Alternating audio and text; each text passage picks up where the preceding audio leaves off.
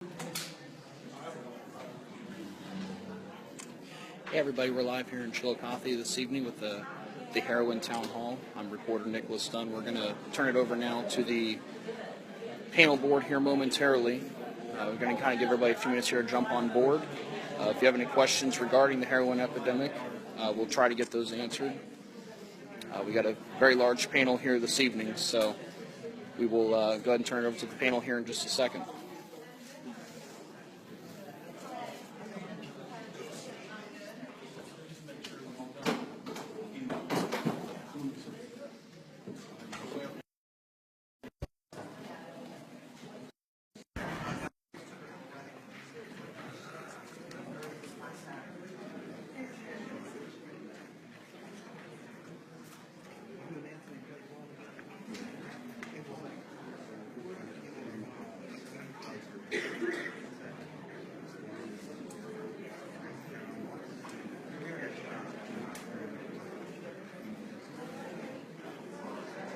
Hey Becky, how's it going?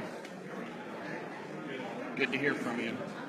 Connection may come and go here at times, so just kind of bear with us.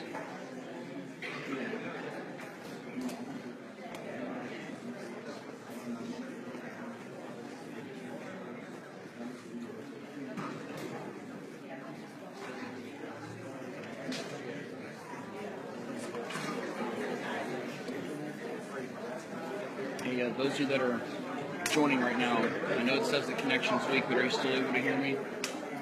Are you able to see the video here? Let me know, please.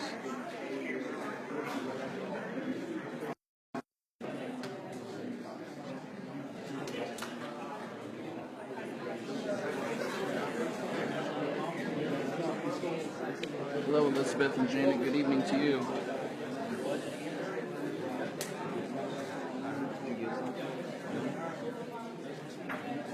Feel free to share mine. Yeah, it's up right now. Yep, I'm on.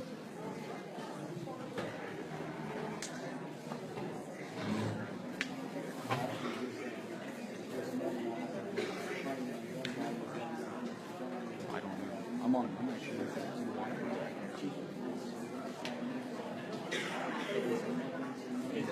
Becky, thanks for letting me know that you can hear me. Amy, thank you. Again, if you're just now joining us, we're just waiting for the town hall meeting here to begin here in Chillicothe regarding the heroin epidemic. We've got a panel of approximately a dozen people that are here tonight, and we'll get going here just fine. Becky, it's going to cut in and out at times. Connection is not what I was hoping for, so we're just going to kind of wing it here. So you can hear me. Make sure you, every once in a while, send a like reaction through. Hit the like button or the heart button or send something through so I can still know that we are active and good to go here.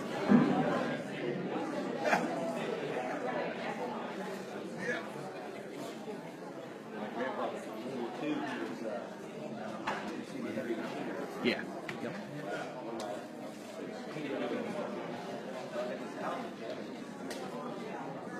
Mind your waist here?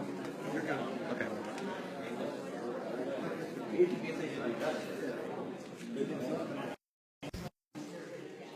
All right, guys, we're still waiting for them to get started here, so hopefully just another minute or two.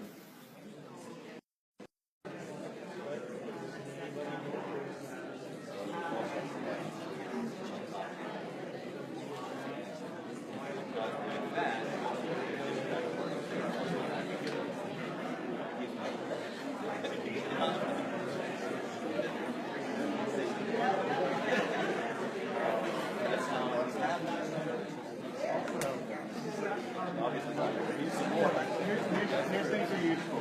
That person you need that person. That person you need. You know what I mean? That's all you gotta say. Say, get that. And then I'll wait until I got a good shot of it. And then I'll get it.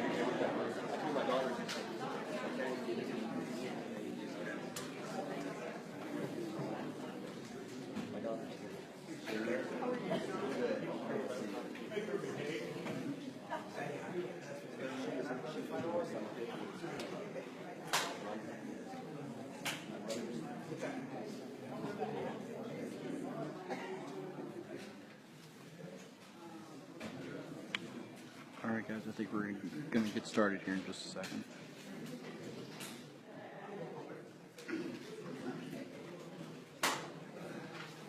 Welcome everybody to Town Hall 2016. The topic is going to be about only about why heroin is on every street. We have a great panel up here, as you all can see. We appreciate all you guys coming, and we are going to go ahead and get started, and we are going to come on in.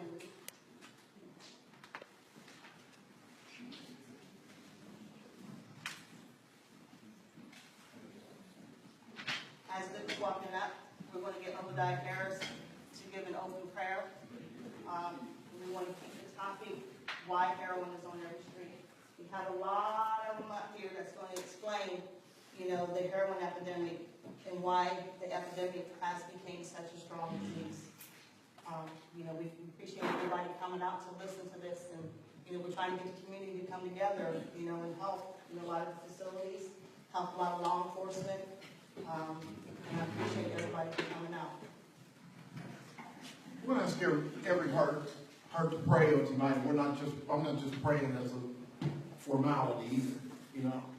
I'm praying for a remedy. I said something the other day, and I meant this. We need to be less political and more prayerfully analytical. We need to let prayer be the analysis of our situation, because politics many times have paralyzed us. Let's pray. Father God, as we come before thee in the precious name of Jesus, we ask God in this situation that you overshadow us, and we're asking you to invade the premise of this room. We're asking you, God, as we talk about questions, as we talk about dilemmas, as we talk about methodologies, as we talk about different things that we can institute. God, help us to recognize how destitute we are without you. And come in and help us as only you can. In Jesus' name we pray. And everyone said, Amen.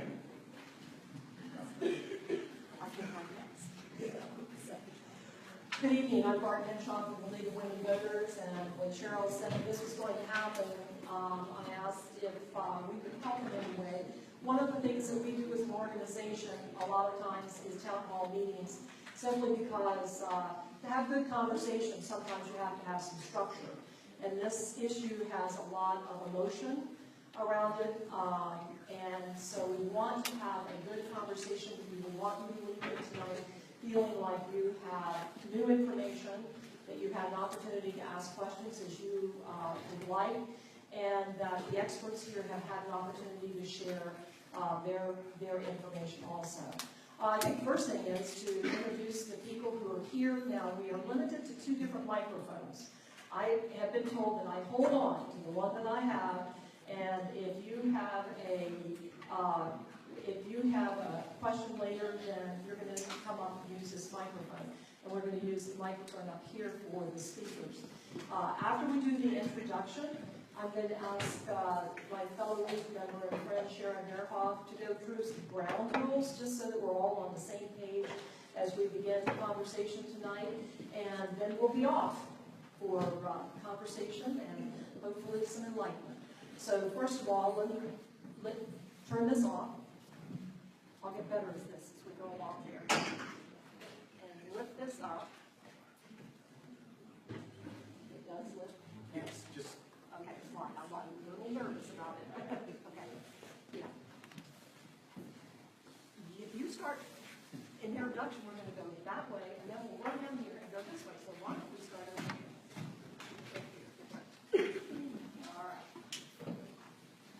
Who you are and why you're here. Hello, I'm Mallory Preston with St. Human Darts LLC and ARD Drug and Alcohol Clinic. We're here to discuss what we have to offer to your loved ones that are facing this terrible disease.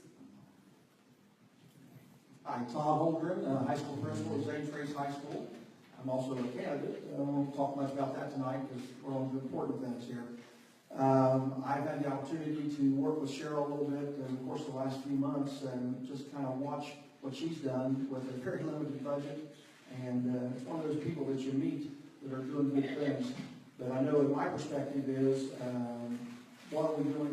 to our young people when they leave high school. We're not seeing so much of the heroin in the high school level yet, but it's working its way down, and it's the age group of 20 to 40 that we're seeing it devastate so much, and those are former students.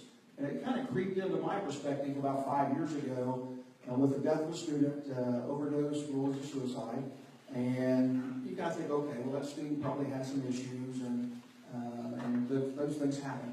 Well, now it's been 6 students, 6 former students that have gone this path, and you start asking yourself, why are we, not responding in a little more proactive way? What are we not doing? And I guess for me, it was a decision to get off my butt and try to do something more than what I have been doing. But I can tell you, high school is a very optimistic place. Those people are our future, and those people will be the ones making decisions and will be leading us forward. But we got to get them there. We got to give them that opportunity, and right now we're kind of failing them in that regard, and there's so much more to do. And I love seeing these types of panels because it's going to take something like this for it to be successful. It's going to take you all doing the same things because you're the eyes and ears of your neighborhoods, and if we don't do this together, it's not going to be successful. So I guess I'm here on the student perspective or the teaching perspective of it. My name is Tim Harris. Here from Indianapolis, but actually born and raised here in Chillicothe. And I'm here because I love the city. Cheryl, I'm here to support the program that she's doing. And I'm here because every life is important. It's important to God, it's important to me. So we have a youth program that have up to 800 kids from 29 states plus Canada that we work with on a yearly basis. We have a school in the inner city of Indianapolis, and we work with just about anything and everyone that you can imagine. And we'll talk about, I think, maybe that a little bit later, but again, Tim Harris from Indianapolis. My name is Chief Washburn. I'm the Chillicothe City Police Chief. I'm here tonight to represent the law enforcement perspective on this, but it's not just arresting people. I think our officers, and I speak for them, are sick and tired of seeing families ruin, lives ruin. 18, 19, 20-year-old kids don't need to die senselessly. And I think to solve this problem, it's a community's problem. It's not just law enforcement or mental health or medical. It's a community problem. And until we all come together as one, we're not going to solve the issue. Good evening, I'm Luke Feeney, Chillicothe Mayor. I suppose I'm here in that role. Before I was the mayor, I was the auditor. Before that, I was a community member. I work closely with Big Brothers Big Sisters, with Hopewell Health Centers, which is a federally qualified health center. But at the end of the day, I think the real reason that I'm here is because I have a 9-month-old son, and this is something that is impacting families, it's impacting children, and something we all need to work together on closely. Okay. Hi, I apologize, it was difficult to find parking. My name is Andrea Boxel. I'm the Deputy Director of the Governor's Cabinet Opiate Action Team, which falls under the Department of Mental Health and Addiction Services. Why am I here? That's the quick question. Unfortunately, to be quite honest, I wish I wasn't here. I wish that there was nothing new under the sun, and it didn't require me coming back to Chillicothe. This is probably my 7th visit, separate from attending Heroin partnership meetings. I'm here to tell you that this is a disease, that it's part of the human condition, and that if you think it can be something you fight alone, it's impossible. If you think that it's something that requires a pill or medication to cure, it's much more complicated than that. One of the things I like to highlight is if it's taken you years to get here, it's going to take you years to recover. And neither of those things did you do alone. So, thank you. Good evening. First of all, I want to welcome everybody and thank you for coming. My name is George Lather. I'm your Ross County Sheriff, and I want to echo what the Chief said. I live in this community. I grew up in this community. My grandchildren, my children are in this community. We're vested in this community. When I got elected 8 years ago,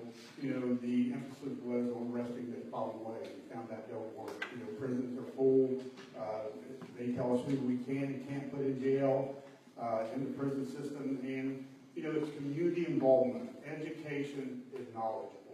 And, you know, for these people, this panel would be up here, it speaks volumes. One thing I said when I came into this office, I will never hide issues. I won't. We have a drug epidemic. But clear across the United States, we have drug epidemics. And this community is facing it head on. Again, thank you for coming, and I hope we have a great discussion tonight. Good evening. I'm Dr. John Davis in the Ross County Coroner. I'm also a family doctor. And I can't separate the two. One does not stop and the other one begins. Many of my patients have succumbed to this epidemic, to this disease. I see it every day. I teach residents now. I see it in our clinic every day. This is an epidemic. It is a disease. And you can't just decide to make a change. You need help. If I were to tell you that you had cancer, you wouldn't say, oh no, it's okay, I got this. You'd say, do whatever you need to do. I'm all in. And getting an addict to the point where they're all in and they're ready to make that change. Can't do it alone. You have to have all of the services wrapped around. So in 2009, I started counting more and more bodies that were dying from drug overdoses. And I got to tell you, heroin has ruined my life. And my wife doesn't want me to get out into public because that's all I talk about. But it's that important to me. It's that much a part of what I do every day. I'm trying to make a difference. We have to work together. We have to never give up. We have to keep slogging away. It's a long fight, but we got to keep going. Pastor, I want to thank you for having us here this evening. It's the third time I've been in a church, not my own, this week. So it's good to see the churches get involved because that's necessary. I was a judge for 20 years. I did mental health court. Maria Boxel and I did that together for 10 years. Mental health court, then veterans court, drug court, heroin court. When heroin court got 70% successful, I said, look, there's an epidemic out there. I can't keep doing this. I have to go make sure this happens in every community in Ohio.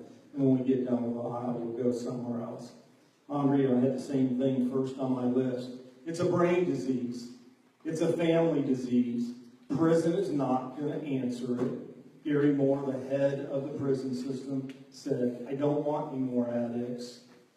$28,000 a year we spend to send somebody to prison is not the answer. Now, drug courts work. That's what I want to see happen because they are treatment with accountability.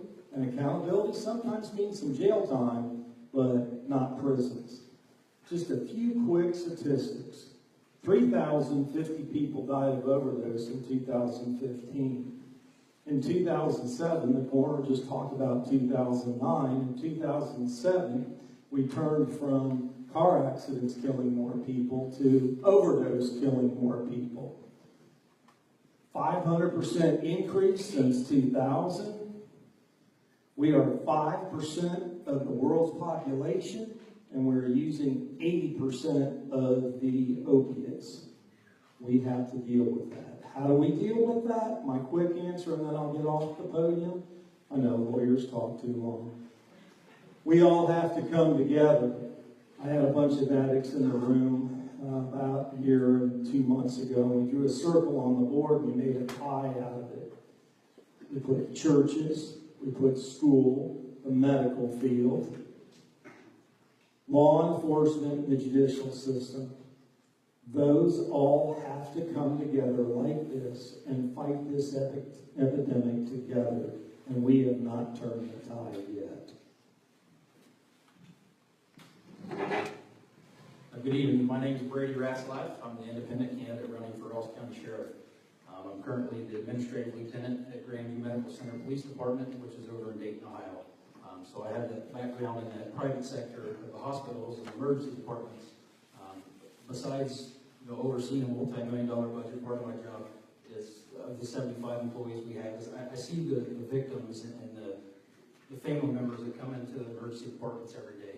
And I'm here tonight just to kind of give you a perspective from the private sector that I had experience in, and also kind of fill you in on what I'm going to do if elected. And one real thing, real brief, that like the chief said, like the sheriff said, a lot of people think it's just a law enforcement issue. What is law enforcement going to do?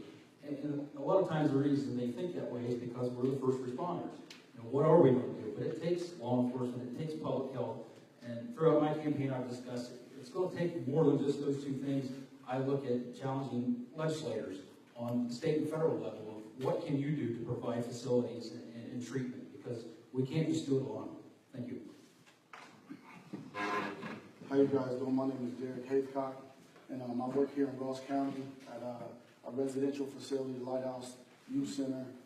I'm a supervisor and a group facilitator. We do AOD groups or whatnot. I've been there for 8 years, and that's that spiel. But I also want to thank Cheryl. I've known Cheryl since I've been young. She's kind of like a second mother to me.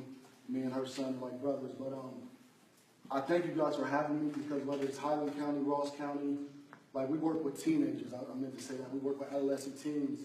But the thing with the heroin epidemic and just drugs in general, I think it's something that we got to bring to the forefront, county to county, just in America. So I think just you guys being here, give yourself a round of applause, please. Thank you. Nobody?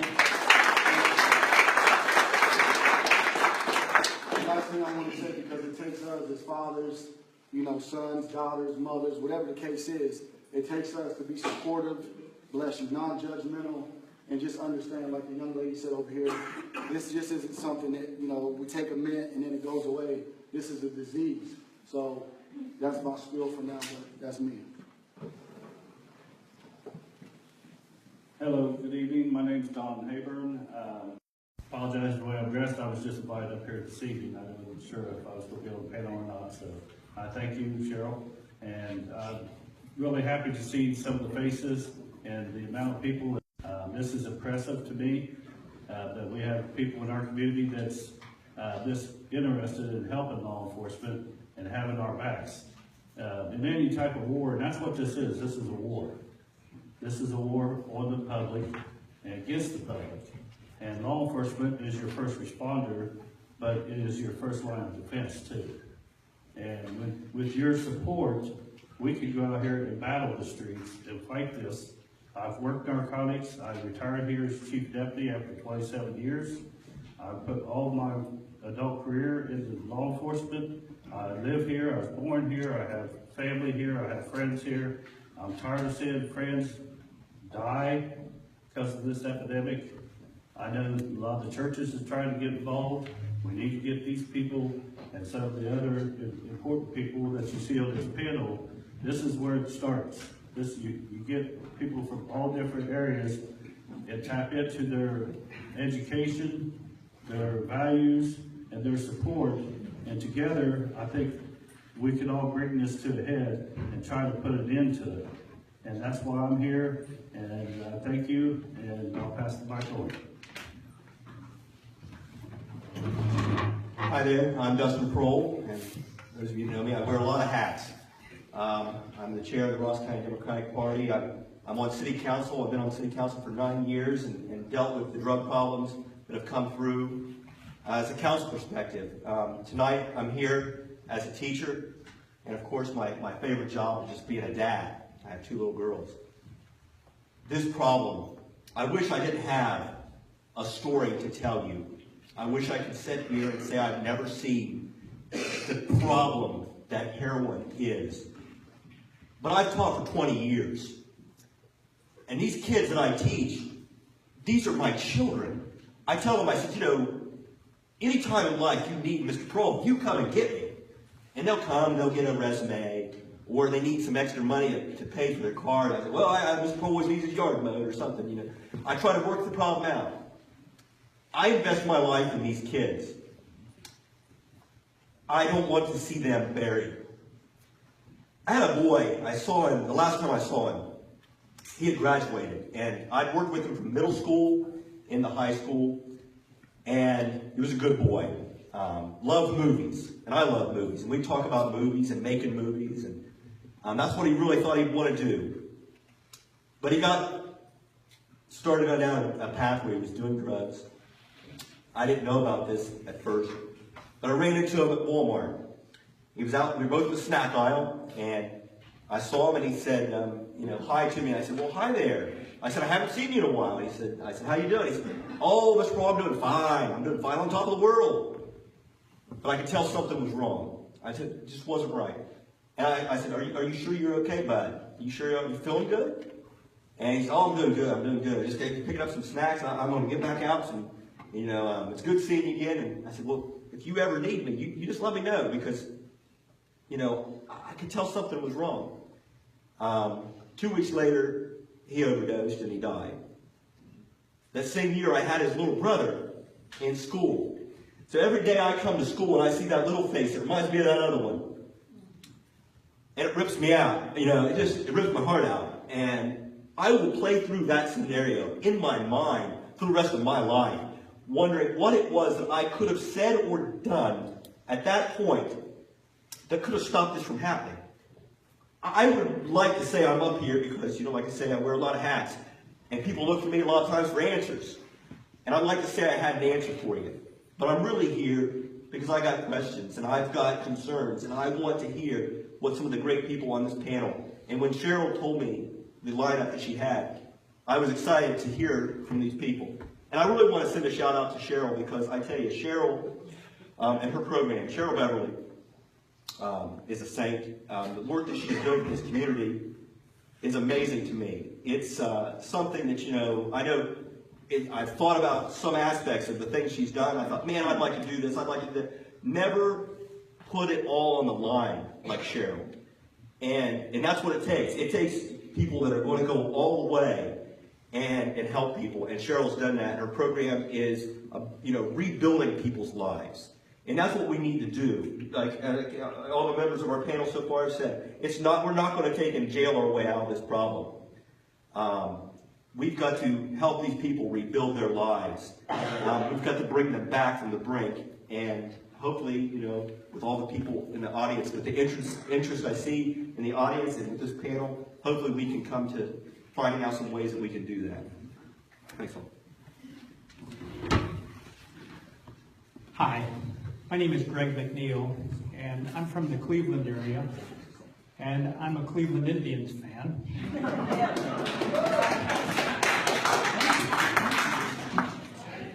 And I want to thank Cheryl for inviting me here tonight, because I'd rather be here than at the tribe game, because I've got a story to tell. October 23rd of 2015, I lost my son to a heroin overdose. And I have to tell you, as a family, we felt like we had it covered. We felt like we supported him in the best way possible. We got him into treatment locally in the Cleveland area. He went into a great program. He graduated, and he was doing great for about 6 months. But then he relapsed, quit going to the meetings, kind of lost his sponsor, and ultimately relapsed. And at that point, we viewed it as failure. We viewed relapse as failure, as opposed to part of recovery. Relapse is actually part of recovery. You plan for that. So anyhow, we sent him to Florida into another program. And again, he did pretty well with that program. But about 4 months after graduation, relapsed again. And then there was something magical that happened a little bit better than a year ago. He met this woman that came into his life. He fell deeply in love with her. Everything was coming up roses for him at that point. He had a great job. He had just a beautiful, God-loving girlfriend. And they had a baby on the way. On October 23rd, he kissed his girlfriend goodbye, and she went off to a church retreat that weekend. It was a Friday. He went into work, and at noon, he told his boss, well, I'm a little under the weather. Do you mind if I take the afternoon off? They said, sure, Sam, no problem. We'll see you on Monday. We'll hit it hard on Monday. Well, things were going so well. He thought he could do it that one more time, I guess. He he texted his guy and hooked him up about 12:30 in the afternoon. The last text was back from his guy about 6:30 that night. Yo, you good? They found him the next afternoon in his game room, and that was that. So we thought we had it covered. We really felt like we were just that close, that close. And boy, did we underestimate this. We way underestimated this thing. This is big. And if I've got a message, it's do not underestimate this.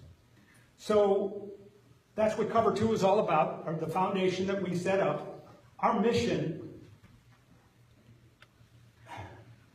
we can't change the way the story ends for our family. So our mission is to change the way that it ends for other families. And with Cover 2, we provide education and advocacy, and that's what we're doing for the rest of our lives. So thank you for having us. And Cheryl, again, thank you.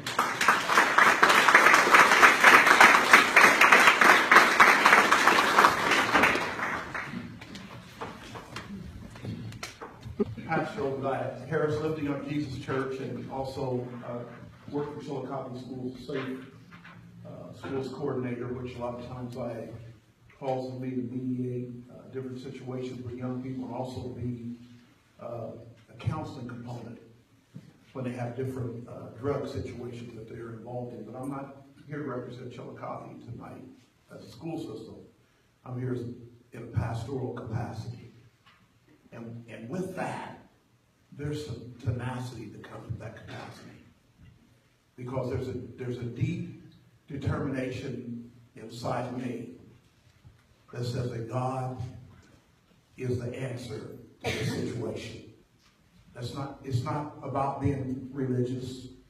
It's not about being in a situation where we just go to church every Sunday and become really regimented concerning our own determination about our faith and how we want to modify things for ourselves. But it's about biblical transformation.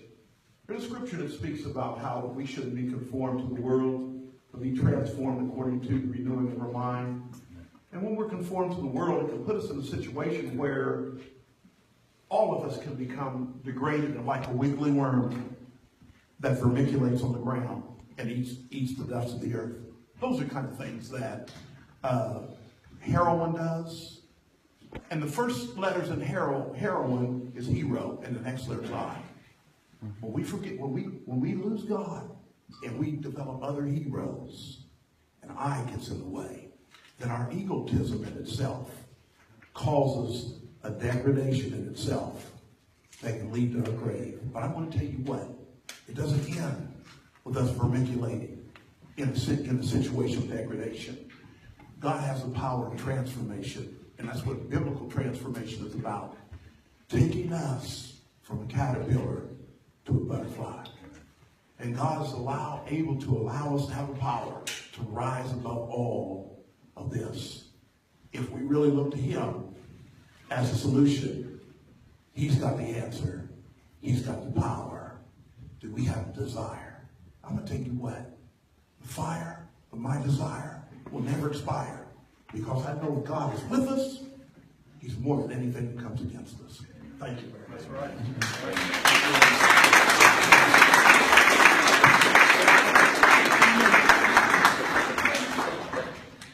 I want to thank everybody on the panel, and I'm so glad that we didn't set any kind of time limit before introductions, because what a wealth of information we got just there.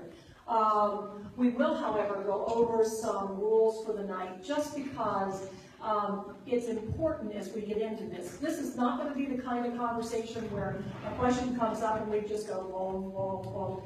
There are too many people, and people have different levels of expertise here. So there's going to have to be a lot of jumping in and jumping out and controlling the time as we do that. But I am going to ask Sharon Berhoff to come forward and give us some ground rules. All right. Good evening. One of the first ground rules for discussion is to listen actively, that is, respect others when they are talking, by paying attention and keeping an open mind. The goal is not to agree, It's not about hearing and exploring divergent, it's about hearing and exploring divergent perspectives. Discussions are not debates. They are to be collaborative, not argumentative. There are not winners or losers. Stay focused on the topic. Treat everyone with respect. Speak honestly and kindly. Listen carefully without judging. Do not interrupt. A time limit may be enforced to allow the sharing of many viewpoints. In choosing to disagree with the previous speaker, keep comments focused on the statement itself and not to the person. Use information, not generalizations when speaking. If you speak from your own experience instead of generalizing, you would use the word I instead of they, we, or you. And the last thing, turn off all distracting electronic devices. Thank you very much. Okay, with that, just a reminder that there are some note cards in the back, and I think Cheryl has some friends who will bring around a note card to you. If you know that you have a question but would prefer not to come forward to ask that question, raise your hand, and they'll bring a note card to you, and then we can use those to get discussion started. While that's happening, just kind of a summary. When Cheryl first said, this is the topic, why is heroin on all our streets? I looked at that, and as a teacher went, whoa, that's so big and broad, and how are we going to take that? I think your introduction sort of gave us an indication of where we're going to go with that. In Chillicothe over the last year, there's been a lot of conversation, a lot of groups getting together. We have a strong heroin partnership alliance that's working, and we have a lot of things going on. But as I came here tonight, I ran into a friend and said where I was coming, and he said, oh, I just saw a needle on Main Street. And I kind of looked at him and said, and what did you do? He said, I didn't have any gloves with me. I'm not going to pick it up. So why is heroin on all our streets? And I think the best way to do this is if there's something that comes to your mind that you want to jump in on this or start the conversation here while we're waiting for questions from the audience, just raise your hand and I'll send the mic to you. We don't have to stand, correct? No. Great. I think that as someone who, I love history, and so when we look at the history of this epidemic, what we first have to acknowledge is that this is not the first time we've had a heroin epidemic or an opioid epidemic. I believe, especially being in this house, we have to also acknowledge truth and reconciliation. And when I frequently hear, for example, we can't arrest our way out of it, that's not true. We did it before with the crack epidemic. We built an amazing capitalist prison system out of that in the U.S. But the difference this time around, and appropriately so, what we should have been doing then is what we're doing now, which is acknowledging it as a disease. Well, this disease has an impetus. It started with the first time the pharmaceutical industry got to reformulate the opioid medication. It was almost like the perfect storm. It was the same time that the pharmaceutical industry was able to lobby being able to put pharmaceutical ads on television, which essentially allowed people to do a self-diagnosis, limit the amount of time they took from the doctor. Before, you were not allowed to have television ads that would talk about anything from Viagra to opioid constipation. So you have this perfect storm of the formulation being changed by Purdue Pharma. You have the pharmaceutical company lobbying so that it could be advertised on television. And then what you really had is a greater issue in our society, which is a disconnect in understanding what pain is. For some people, pain is physical, for some it's emotional, but what's difficult is at the time of crises, the brain is not distinguishing between, oh, I hurt myself physically versus, oh my God, I was physically abused, sexually abused, threatened, neglected. And so what essentially happens is you open up Pandora's box. While we focus on heroin, please note that the 3,050 people that died of those decedents, 75% of those decedents who died had received a prescription opioid 24 months prior to death. It doesn't mean they stopped receiving. Some of them continued to build. So what you have essentially is the very definition of the disease. A chronic progressive disease that ultimately leads to death. Cancer, chronic progressive disease that ultimately leads to death. Diabetes, chronic progressive disease that ultimately leads to death. Only now are we looking at other ways to treat this disease versus what we have done historically, what we should have been doing historically to begin with. Yeah, just pass it down. Casey, I'm trying to talk to Andrea just summarized the book Dreamland. If you haven't read the book Dreamland, written by Sam Quinones, read it. Andrea just summarized it in 2 minutes. It's an excellent book, and fortunately, we have a local library that did a book group on Dreamland. Maybe some of you participated last spring, and it's an excellent book. Anybody else on that why? Okay, you're close together, we'll start. Yeah. Another thing I think we need to look at too as well is like things that happen as an adult when you're an adolescent or a young child.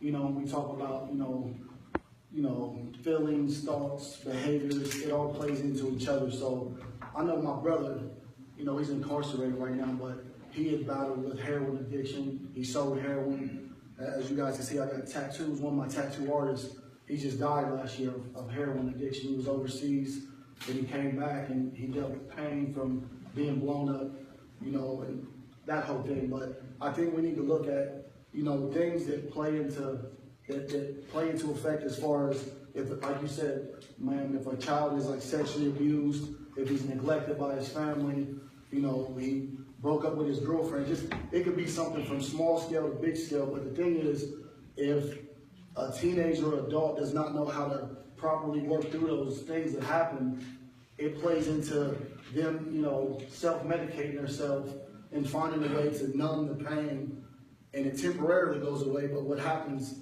is the disease kicks in. It goes from paying $10 to 20, 30, 40, 50, like I was telling someone the other day, to cleaning out their whole house or their family's house or their family's account.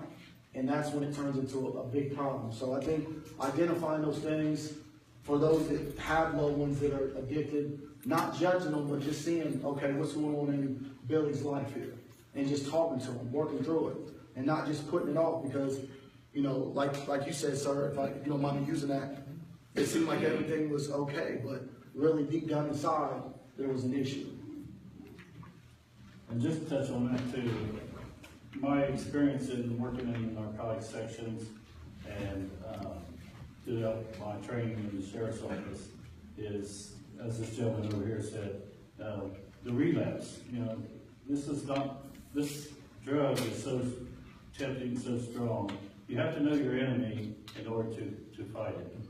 And in that, it takes training and education, but it also takes community support, community activity, eyes and ears programs that we used to have at the sheriff's office. You've got to feel comfortable with what you're identifying and who you're telling it to. Because the relapse is probably one of the biggest things that when I was working, and if you look through education, it's probably one of the biggest things that's killing our community. And the people it's usually because they go in, they get treated, and they come back out, and they think they can use the same amount that they used before they went into treatment, but they've been sober for 2 or 3 weeks, maybe 2 or 3 months, and they can't. That's what's causing the OD. And the other thing is, heroin's been around for a long time. We fought it years ago. It's just never been to this, epidemic proportion to the point that we're having so many deaths. And I think what that's causing is because these dealers are getting by with cutting it with fentanyl. We used to have people that would steal fentanyl patches and cut them open and suck the gel out of them, to get the high, but they OD'd on it. Well, this is a different beast than just heroin alone. It's some of the stuff they're mixing it with too. And there's where the education has to come in. We need to know where they're getting this stuff, how they're getting it, And that's, we need to stop some of that, mixture. And what, it's not just I'm getting addicted to the drug now, but I'm taking something that's gonna kill me. And that's, to me, that's a big problem too. Kind of want to go off a little what Derek said and a little bit of what Don said. One of the things I found troubling over the years, as I talk to kids, and a lot of times we're just shooting the bull and talking, and I had a student said, "Oh, Mr. Fuller, my mom died last night." Now, what do you say? I say, well, and she goes, "Oh, don't worry, they brought her back. They had the Narcan." And again, I don't know how to respond to this revelation. But then I got thinking later as I reflected upon this, and I thought, we have like a situation where kids are growing up in households, and the person that they look up to, the person that is implanting in them how they're going to live their life, is putting forth this very toxic lifestyle. And they are going to be the next, set of addicts, not because they, their parents gave them the drugs, but because the lifestyle that they lived in, and that they saw that this was the accepted norm. I grew up in a household where my parents didn't drink and didn't smoke cigarettes either. I was very lucky in that respect. Some of the kids that I work with don't have that advantage. And even in households where mom and dad are like mine, they're very straight edge, when you're dealing with friends or other family members that they look up to, they see this, and it becomes the norm. And that's what really frightens me, because how do we get these kids to see that how dangerous this is? And Don, listen to what Don just said. I spent a year and a half working on the meth problem and just learning about drugs, so you know what the dangers are. That's a good point. We've got somebody else. Tim Harris has the mic. I look at this and I think anything that you market, there's two things that have to always balance, and that's supply and demand.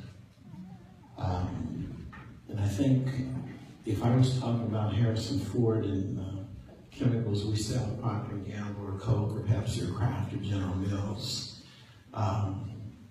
this I would look at differently, but a drug addiction, it's hard to stop it from the supply standpoint, because the supply, whatever they have to do cost-wise, is always going to meet the demand. And so that's where we have to attack, is you have to put a stop to the demand or minimize it.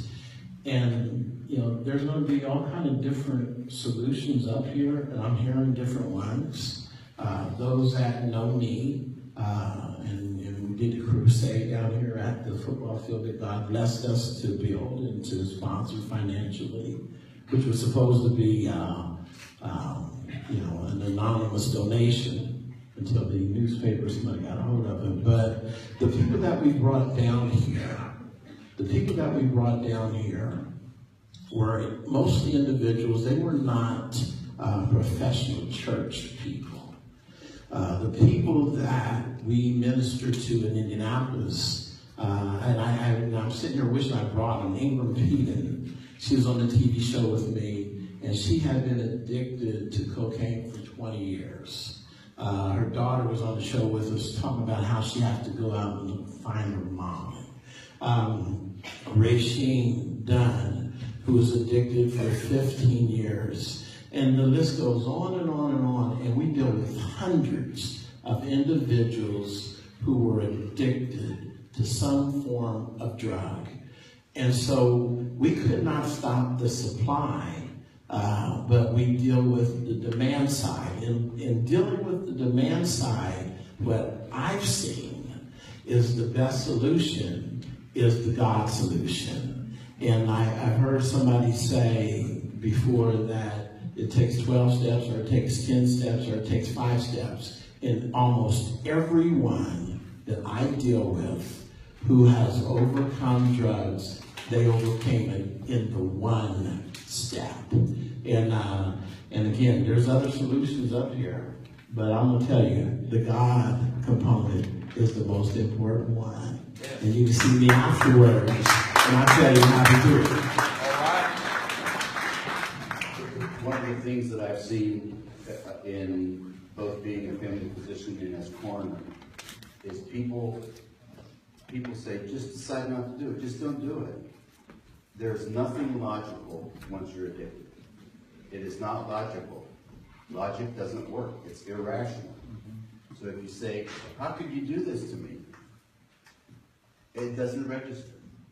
And one of the examples that I use is, if we've ever been swimming in a pool or a lake and we're a few feet below the surface and we know we need a breath, we better get out of our way because we're going to get to the surface to get that breath. As much as we need oxygen, an addict needs the drug. And I want to appreciate Dr. Davis, because that is a question that came in, and that is, isn't it just a choice? Yes, the first time you use it, maybe the second time that you use it, maybe the third time that you use it, it still remains a choice.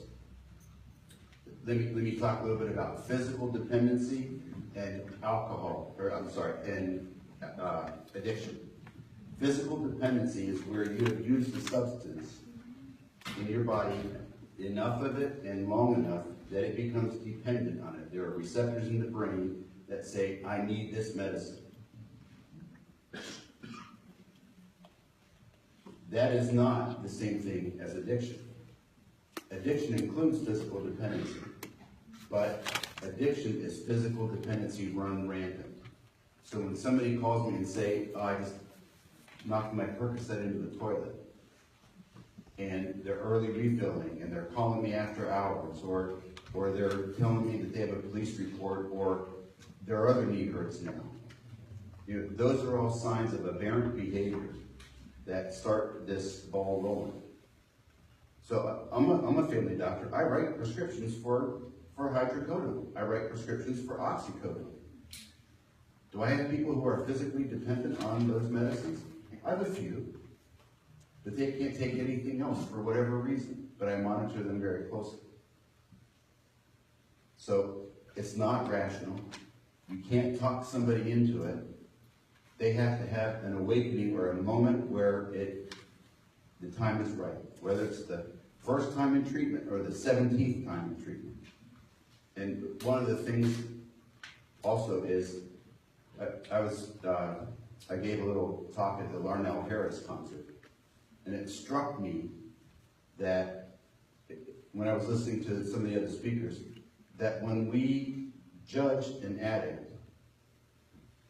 we are judging a creation of God.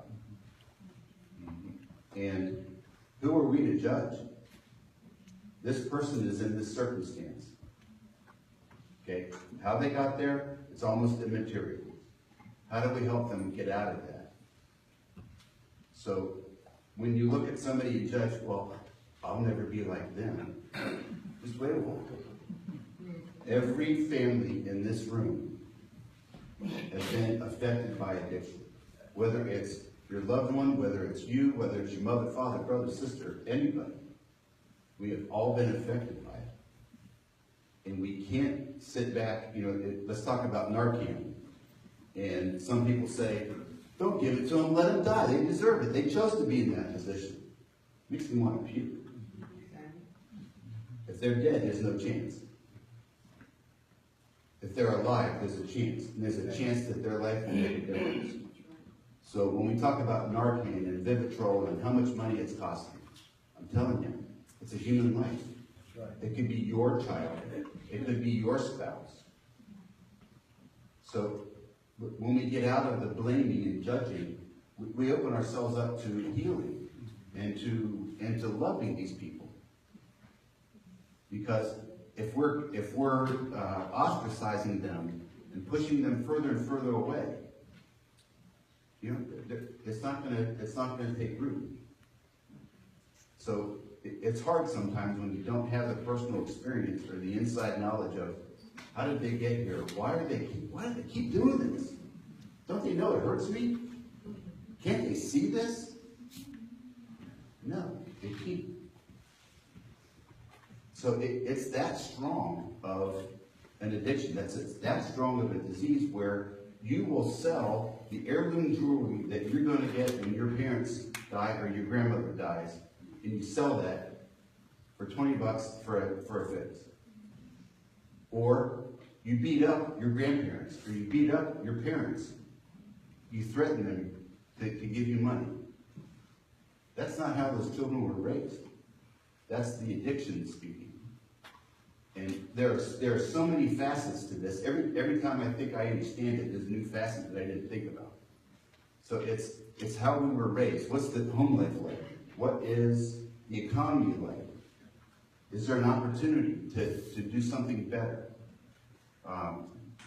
It's a self-perpetuating disease in families where this starts. Thank you, Dr. Davis. I'm going to ask you to pass that, but you're going to turn it off for a moment because Obadiah Harris has the mic. I certainly, Dr. Davis, tremendous source of knowledge, and so I really have respect for it. I'm not even jealous of the wavy hair and everything like that. My son said the other day in church, he's like, talking about hairs, the number 100,000 hairs on the head. So some people have them on their eyebrows, but I'm not jealous. But I think my brother and the experience sometimes in the spiritual domain is not a situation in itself for logicians, for like logic. It's a situation itself. It sometimes takes you into an arena of God's supernatural power and authority, in which there's something that's called exousia. It's the dunamis, it's the authoritative power of God. God does something supernatural, but everybody's saying, and I agree with it. It says that when you go in rehab and you come out and try to do the same things, you get worse. It's what Jesus said. He said, when an unclean spirit goes out of a man, and he rests and he cleans himself up, he tailorizes and stylistically designs himself, then the spirit goes through dry places to find him, seeking rest, finding none. When he comes back with 7 other spirits worse than himself. And the very tabernacle that was to be inhabited by God becomes a place in which the person becomes demonized. And I think that we have to really have compassion on someone that has an addiction and never ever say we can't do it because we can get in a situation where it could happen to us. I think we all always be cognizant, not so much of what NAR can, but what NAR can't. And recognize that Jesus can't. But there's a place in God, and if we look to him, he'll give us a spiritual deliverance. Climactically, what's going on right now is the last days demonstration, which Jesus said last days, or Paul said last days, perilous times, dangerous times will come. Paul spoke in the 5th chapter of the book of Galatians, and he spoke about the works of the flesh. And one of the works of the flesh was witchcraft. When you look at it in the Greek word, it's pharmakia. He is prophesying concerning the vast epidemic and proliferation of drugs that would take place in the last days, in which in that particular time, they used it to enter into the world of the hallucinogenic and something that transcended the physical and got into a supernatural world in which they could manipulate men's minds and spirits. That's what happens today. They're operating in a world where we can't see what's going on, but God can see. And if we dedicate ourselves, that is a dimension in itself in which we can, as the Bible says, give deliverance to the captives and let the oppressed go free and break that yoke. Thank you. Andre started off, and she's always the smartest person in the room. It's a disease, and we have to treat it like a disease, and society has to take a different viewpoint. you said it was a choice in your question a minute ago. And I watched a pastor last week stand up on a panel and go, my mother's 71 years old. She smoked for 20 years and now she has cancer. Am I going to turn to my mother and say, you made a choice to smoke so you don't get treatment for your cancer? Are you going to, see that same pastor say to my friend that's 150 pounds overweight and has diabetes, you don't get your treatment, you don't get your insulin? President Obama asked for $1.9 billion to address the Zika virus. He got $1.1 billion. A bill was passed for the heroin epidemic, $150 million for the United States, $2 million for the state of Ohio. That's where we still are. We're having these events. The media is seeing that this is an epidemic and the media is stepping up, but society is still way behind. When it's 1.1 billion versus 150 million. It's a statement. And we have to, as a country, all the organizations in the system, stand up together and say that's not acceptable.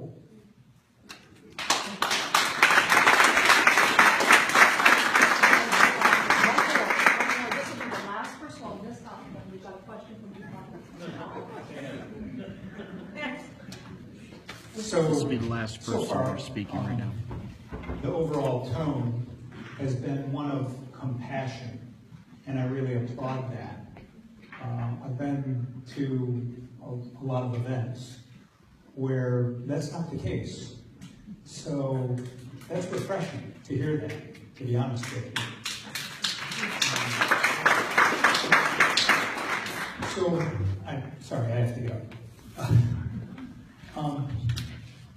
I think one of the things to really keep in mind is when somebody decides they want to go in for treatment, at that point, they're really at their lowest of lows. They have compromised everything. They have their morals they're ashamed. And it's just the lowest point in their lives. And at that point, they're ready. They've made this conscious decision to take on this big challenge. And I equate it, the metaphor I like to use, is climbing Mount Everest. They're deciding to climb Mount Everest at that point.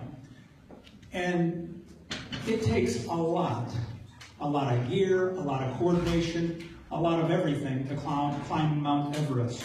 You would never dream of doing that alone. But yet, a lot of times, those people that start to go into and decide they want to get into recovery, they're so ashamed that they kind of struggle along, and they need to be encouraged. And I'd like to encourage everybody in this room to inspire those that want to turn their lives around. They need to build a big team. Just like if you're climbing Mount Everest, you need a team. They need a team. You let them know that you're on their team. Give them an inspiration. Give them that good vibe and the compassion that I feel in this room. Because that can make a big difference. That can change things. That can remove the stigma. That can do special things in your community. So that's my comment. That's a perfect lead into a question that we have from the audience, but I think we have a new panel member. And we'll give you a chance to catch your breath and just tell us who you are and why you are here. My name is John Jensen. I work in the drug and alcohol treatment field. I'm a recovering addict as well. I'm here to support the town and the cause and Cheryl for putting together this event in the local community here with the epidemic and the stigma, trying to break that and raise awareness to the community. I just drove up from New Jersey, so I'm really sorry I'm late. But this looks like an awesome turnout, so I can't wait to hear this. Give you a chance to catch your breath. We have a question from the audience, which is about prevention. Now, I know that our overall topic is drugs on every street, but prevention has got to be a part of that conversation. What the educators need to do, and at what age should we be talking to our children about addiction? Anybody want to start off there? An educator. I know here in Ross County, we've been very fortunate that we have a voluntary program that has kicked off. The main program at the Morning Rotary Club is basically bankrolling at about $80,000. I think is what they'll have invested in that. But the buy-in on that whole thing has been the voluntary drug testing that the students have said, we want to do this, we want to bring this to our school. And it's very, I think in Huntington, for example, over 50% of the student body has agreed to be tested. They agreed to do that. And then it goes down to maybe 35% some of the other schools. It's a varying amount, but we see those numbers. I've seen them come in my office every day asking, well, how do I get in this program? They're buying into it, and that's where it has to be.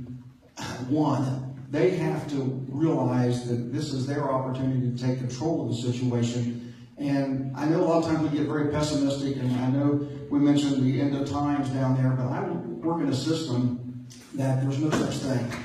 These kids think that they're going to change the world, and they are going to change the world. It may be Ross County, it may be Kingston, it may be their little community, but that optimism, when they graduate, they're not thinking about it's over. No, it's just beginning.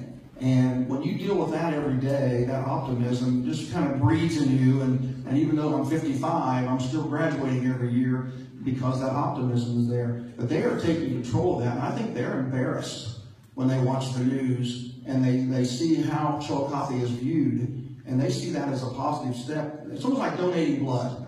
You know, you go to the Red Cross and you get a peanut butter sandwich and you sit down on a table and someone takes some blood and you've saved 3 lives. And I think they kind of look at that as, I'm saving my life, but maybe I'm encouraging the person next to me in my room to save their life, and gradually that spreads, and they do that. Now, I think the ideal is that's gradually going to move down to the middle school level with that same type of testing. I think the reason they haven't done that is the kids this has got to be their thing. They've got to buy into it. It can't be the principal getting on the microphone and saying, come on down here and do this. No, in fact, I'm a very small part of that. It is their program. They are administrating it as far as what are the rewards and how do we do this and where do we go with it. So that buy-in is huge, and I think that's where we'll see some success with that. And I do think that part of this question is, one that we hear a lot from the community, and that's, okay, we now accept that there's a problem. How do I talk about it? At what age? What do I do? I've got one over here, and then you guys reading good with the microphone. As it was talking, I was just kind of thinking. I think preteens is a good age. Like I said, we work with juveniles from teens from 13 to 21. But I think with this day and age, with social media, the peer pressures from school, I think the more that families and the support systems for each individual youth or adult youth, I think it's best that, preteens we kind of start talking about these things. Maybe not going so much all the way in depth, like here, look at heroin, but I think the more awareness that we bring to it, just knowing like kids can get on Facebook, Snapchat, Instagram, and YouTube and see these types of things. I think as families, the more that we talk about it and normalize, hey, it's good that you stay drug-free, and we fill their time with positive things, or we make sure that their friends are pro-social, then I think the better the outcome can be. But I think it's ultimately, it's going to be their choice, but the more positive outlooks and opportunities that we show them, I think is going to be beneficial. And I think that, I think Andrew has the microphone. First of all, I'll tell you, I brought some toolkit resources that really discusses what communities can do. Ross County has been unique. They were awarded the Heroin Partnership program funding from the Office of Criminal Justice Services, which is really working to kind of see at what point does a community step up and what does a community need to do. But with regard to prevention, I want you to keep in mind, and we've been talking about as kind of a theme, the same people who teach you how to walk, talk, and eat teach you how to cope. And if what you've learned by coping is whether it's to escape with a cigarette or with a drink or with a television or with an electronic, we aren't always getting overt messages to young people. The other thing is that we have prevention that can take place on every level. When you say what age group, it starts at birth. You teach your children to be decent, loving, empathetic, and sympathetic human beings. In that same vein, as they continue to grow, we have programs like Start Talking is a program that the governor started. One of the first things that was said was, well, it's not evidence-based. Nothing becomes evidence-based until it's practiced enough to be researched, to be proven. What we know is that the younger you, the sooner you start talking to young people, they are 50% less likely to ever become addicted. I didn't say not to use, but to become addicted. The longer you can delay the onset of use, especially post the age of 18, the less these are facts. When you talk to young people, do not insult their intelligence, because now they're far smarter than us. I can admit it, I have 2 children. The things that they can do and the things that they have access to affords them learning more, which means you can talk to them, not scare them. Scare tactics don't work, because every young people, based on developmental factors and the prefrontal lobe, they're going to tell you, I'm invincible. That's him. You're not talking about me. I can handle this. They can't handle it. So the bottom line is to have conversations, to make them reality-based, to give them facts, don't scare them, and utilize programs like Start Talking, which is free, 5 Minutes for Life, where they partner National Guard people with law enforcement to have student ambassadors who say, you know what, I can't necessarily change every person, but I can speak for myself and be an ambassador. Also, if you go onto the Department of Education website, there are free programs for prevention. Within your community, you have the Alcohol, Drug, and Mental Health Board, which has a prevention and treatment agency throughout. You don't always have to pay for a curriculum. You can contact the Adams Board, ask them to come to your school, let them know the age group that you're looking at, and they'll provide you prevention education. I will pass these out at the end because I'd much rather we kind of focus on what's happening up here. Thank you. And I will just say, I think Terry Minnie in the spring when Lee did the Drug Expo rolled out that Start Talking program. And I believe you can go online and do you have to go to the Attorney General? No, it's through the governor's website, and it's in this book. But what it does is it gives you what are called no tips, as in KNOW. And it's not just for parents or teachers. It's for anybody who interacts with young people. And I will caution that prevention is no longer just about schools. In fact, the growth in epidemic is actually between 18 and 25-year-old males. And what we have found is that is considered the opiate naive. Not necessarily that they ever did drugs or alcohol in high school, but that perhaps they had a physical injury, which again, opens up Pandora's box. The doctor spoke about it. The brain is actually rewired. So when people say, is it a disease, I always caution, you can't have it both ways. You can't say it's a moral decision and a choice, but don't give them treatment, because the treatment is based on the disease, which is based on the brain. Do you understand what you can't say it's a moral and the choice, but don't arrest them. If it's a disease, we have to treat it as a disease. Can I add something? Yeah. Okay. You want Can I to? go? Yes. Okay. When they're talking about what age we should start at, this is something that we talked about when we started DARE, when DARE started. And they said, well, we'll start that out in the elementary schools, and that was it. Well, after these kids got out of elementary school and went to high school, they had different pressures, peer pressures. They had different people that they hung out with and different ideals about using drugs.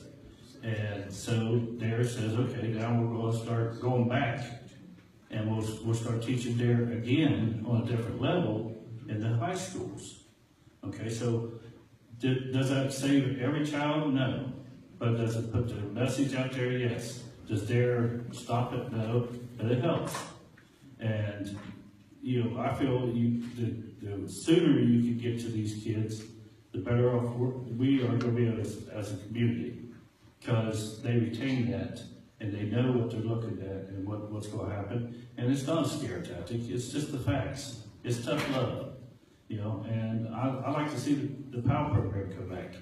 that teach these kids to be role models and see role models and see what drugs has done to some people. That's, bring people in that these kids can talk to, and, mentors, and, people from the churches, and, from the schools. Somebody that they can look up to, but somebody they can feel comfortable to go and talk to if they have a question or a problem. Because in school, like with DARE, we have them for an hour to try to teach them. Where do they go after that? They go home.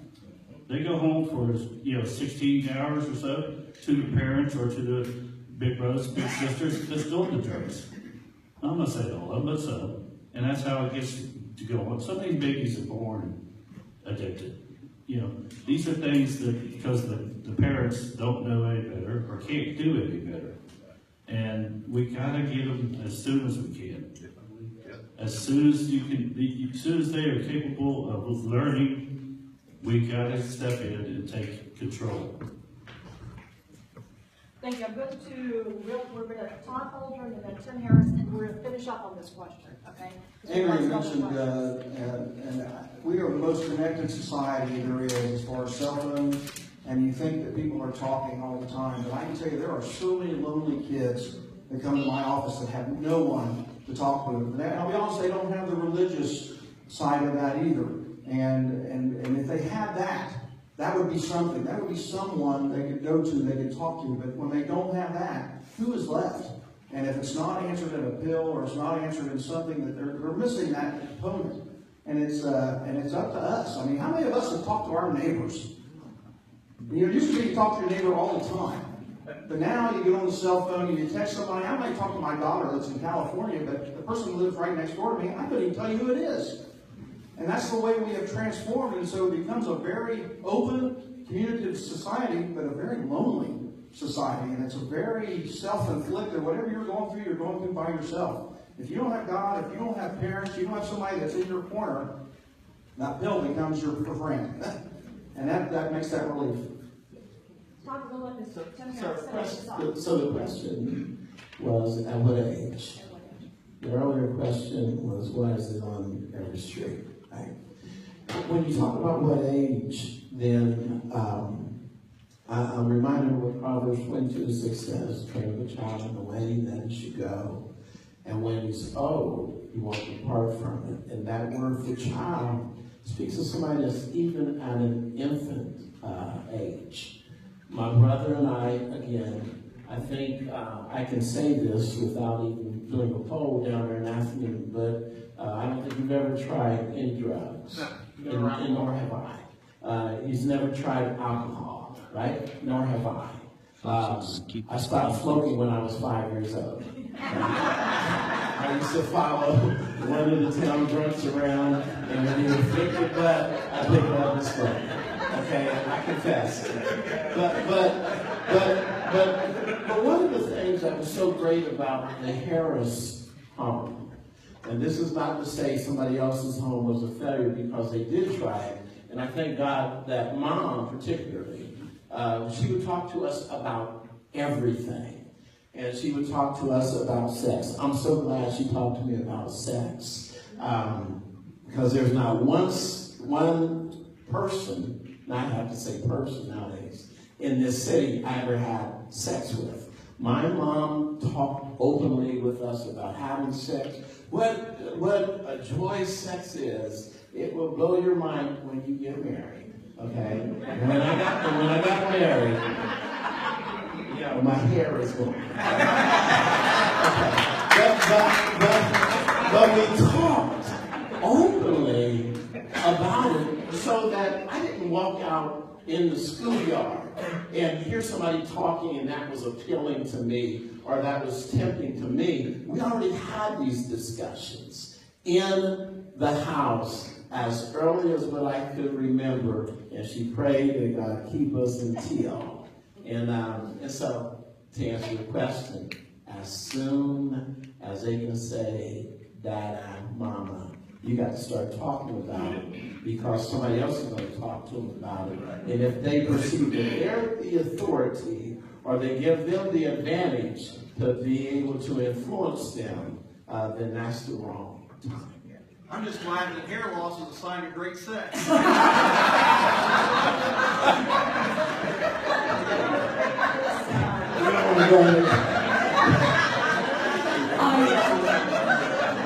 that will be the end of that question. We're now going to turn to a more clinical question.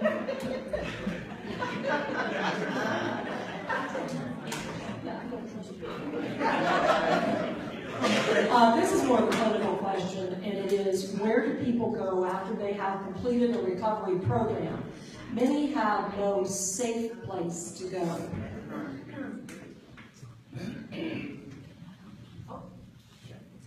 How you doing?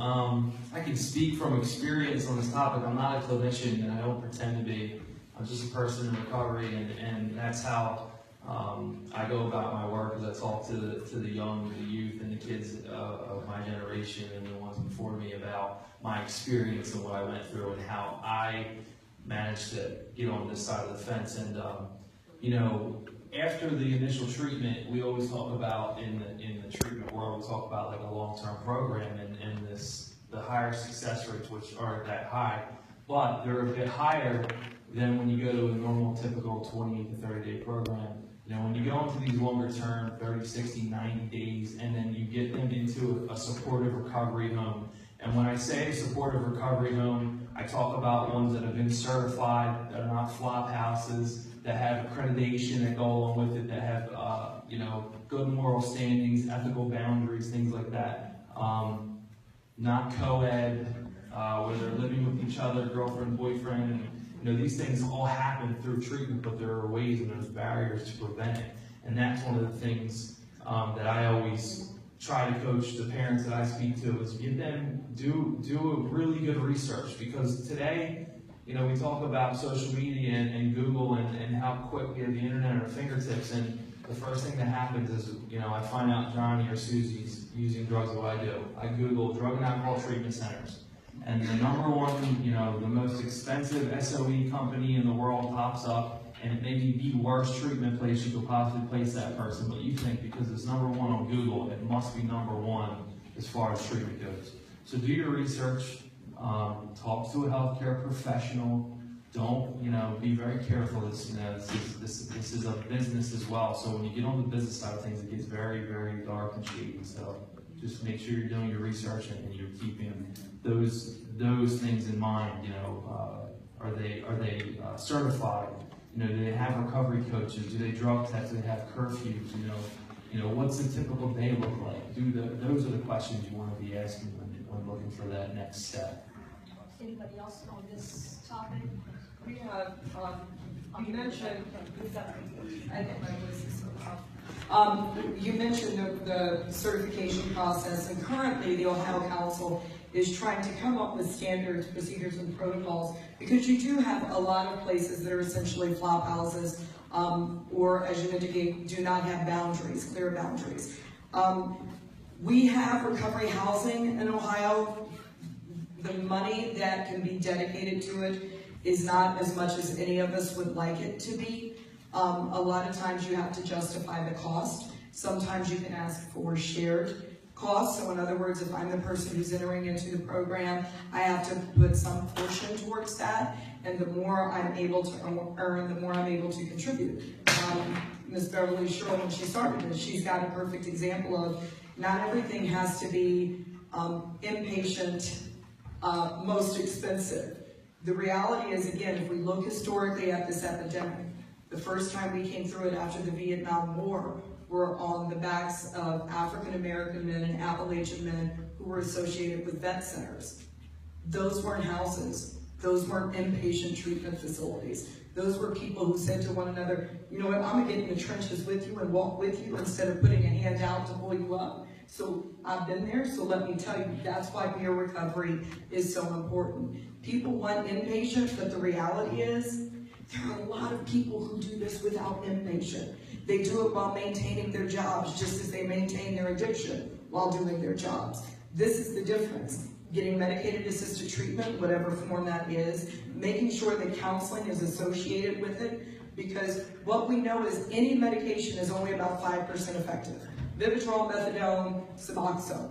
but we know it becomes exponentially more effective if you include counseling.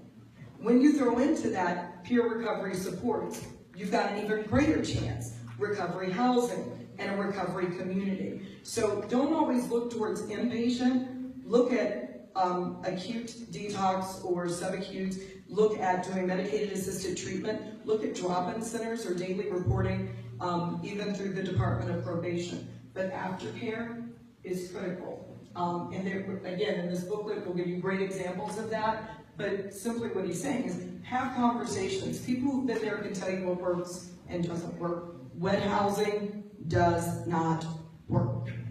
Wet housing is where people say, well, they're just drinking there, but they're not using. It's a real slippery slope. You don't need to be in that environment. And I'm sure that part of the question here is what do we in Ross County have available to the resources that someone would go to find out the description that you have given helps in terms of what the needs are. Are those needs we currently meet in Ross County? You're shaking your head, John, so I'm going to let you know. Yes, we have. I turned it off. We have some resources available, but clearly not enough. I can tell you that building an inpatient treatment center is not going to happen. A detox center has a much better chance of happening. So when you look at sober living, you have to have the structure first. You can't just open a door. So having an infrastructure that helps to build sober housing and sober living communities. A great example is Zion Baptist Church with Another Chance Ministries. That's male sober living housing. There are barriers to that in the city. It's called zoning. So the mayor's here, chief of police is here. So we need to let them know that it's important to us that we figure out a way to get these sober houses in the community, in the neighborhoods in which we live. The heroin's already there. Why don't we get recovery? So zoning is going to be important, but if you have people on either side of the house who say, this is a moral decision, you guys, you're derelict, your characters are all goofed up, it's not going to happen there. So it's a multifaceted approach. So we do have sober living in Ross County. We don't have nearly enough. I have a feeling our microphones are telling us that we are being probably a little more long-winded than we need to be, but it's all very important. I've got to change batteries. Okay, excellent. I'm going to throw this in on top because it may in some ways be related in terms of recovery. How should codependency be approached? Family, friends who feel responsible for the status of recovery or recovery of the addict and unknowingly provide money, opportunities for addiction to continue. I think that's a real problem that families have sometimes before the rehab, after, well, the ongoing. So anybody that wants to comment, bridge those two things? The only thing that I'll state, and I think you have other expert members on your panel that can address it, I think a lot of times when people go into recovery situations, we have to give them permission to truly recover and have the understanding that I'm sorry, I'll just stand back because I really like we have to give them permission to go through their recovery and be as selfish as they want in that process, as selfish as they were in their addiction. A lot of times, from my experience, when I go through recovery, whether you want to go or not, if you're part of my family, you're already going through the process. Yep. And I also strongly encourage people that sometimes if they go away for recovery, it's okay never to come back. And I think sometimes that's a really hard piece for families. Healing doesn't always occur in the time and in the place that we want, and we have to relinquish the power over that person and give them permission to move on. We talk often in court, Audrey knows, when you're on the airlines, the stewardess tells you to put the oxygen mask on yourself before you can help your child. Same thing is true with this. Go get counseling for the parents. I said it's a family disease. Go to a non-support group for parents or for relatives. They are out there. If you don't have enough in your community, the Addicts Parents United, it's TAPU, the Addicts Parents United is one of the organizations I work with. They have closed Facebook support groups for parents with children in active use.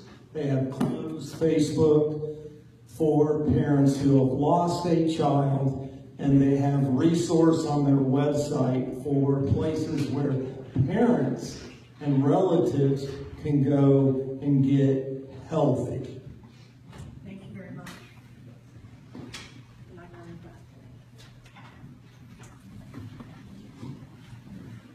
So there's one point that I don't think has really come out, and that is when somebody goes in for treatment and recovery, you've got detox, and then they'll do inpatient and maybe intensive outpatient after that. But one thing that you have to think about is the fact that it doesn't get out of their brain for a couple of years. The brain isn't right for a couple of years. So you're planning a horizon in terms of them kind of coming back to almost a new normal. It has to be way out there. And so the typical horizon that you have when you're confronted with this as a family revolves around insurance and what's available in one step, you know, and it's much shorter, 120 days, or I'll let you speak to that a little further. So you need to broaden that quite a bit. Another one of the big challenges is we've got so many service providers involved in the process of recovery. And so we do a handoff as we go along, right? And oftentimes it's up to the person who's struggling with this to navigate that and make it from one to the next to the next. But historically, there's a 35% drop in between these things, in between service providers. So that's a challenge that you have. And the challenge that I would pass along to you, for those of you that do have loved ones that are struggling with this, in terms of your support, that's an ideal area where you can support them. You can kind of oversee that and help them along from one provider to the next. Thank you very much. We're going to change gears a bit here. Another question from the audience. Considering prostitution goes hand in hand often with drug use, how do we help get the girls off the street, and I would say girls or guys, off the streets and get them help?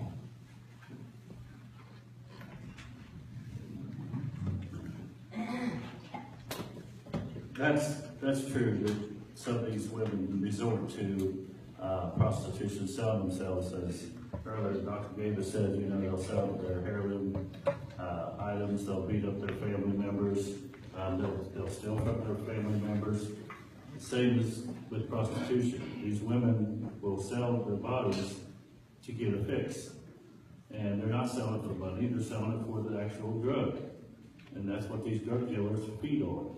They'll go into these Section 8 areas, they'll find these young girls that's on Section 8 with kids. They'll treat them, you know, like a queen for a while. Then they'll get in there and start dealing their drugs out of their apartments or houses. And then next thing you know, they're putting them on the street and selling them for, you know, to be a form of human trafficking. And, you know, these are things that, as law enforcement, we should be looking at. And, you know, again, I want to go back to the tough love issue. Can we arrest them? Yeah, we can arrest them. You know, we can arrest them and bring them off the street. And that's the only way they're going to get either some services or they're going to get drug court services. Because they're not going to go down here to municipal court and common police court and walk in and say, hey, I'd like to be a part of your program. I need help. We have to help them. We got to lead them to that help.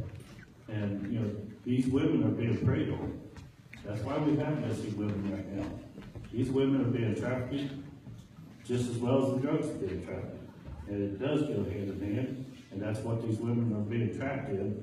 And we've got to put a stop to some of this by going out there and getting these dealers or these guys out of these houses that we as taxpayers pay for these women and their children to be safe.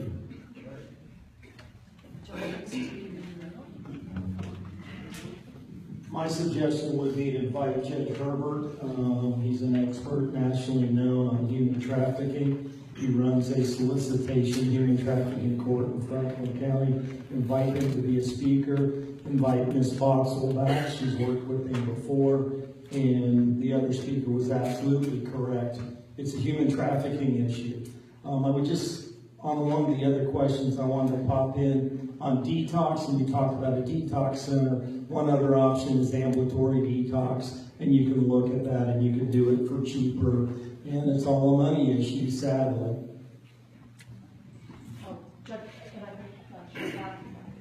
Yes, when we seen that the drugs was so bad and the trafficking was with it, we talked to the chief, and we had the missing ladies. We put together a missing lady task force of Chillicothe Police, the Attorney General's office, several different agencies. State Patrol was involved in it, different agencies, so that we could look at that. We started a stepped-up effort with the Chillicothe Police Department down on 2nd Street, putting a high presence down there, and one, it drew them back into the shadows again, but then we seen them moving, and we kept moving with that. Excuse me. We did a couple campaigns to pick up some people that was engaging in prostitution, bring them in. We got them with the human trafficking coalition so that they could talk to them, make them aware of what's going on. It's so sad, in the southern part of Ross County, it was so sad when you go out and watch young girls that's just now coming 18, 19 years old, and their fathers started trafficking them at an age they didn't even realize they were being trafficked. They would put them on drugs, they would get them involved in that, and then the next thing you know, their fathers were using them to sell their bodies to keep drugs coming into the family. And we've seen that on several different occasions. We have to keep the fight up against that. And I think, the Heroin Partnership and the Start Talking campaign that we got involved in that, and the information we go out, even on a court visit, which is a post-overdose response team. Okay, when somebody overdosed, the court team goes out and puts information in their hand. That's good because, our members in that family or they being trafficked is, we're out there because one person overdosed, but there's many more people in that family that's seeing that person overdose, seeing that drug addiction, and now we're putting information in their hand where to go to get help. So all these things in general, working together, getting the word out, getting the education out, working with the Human Trafficking Coalition.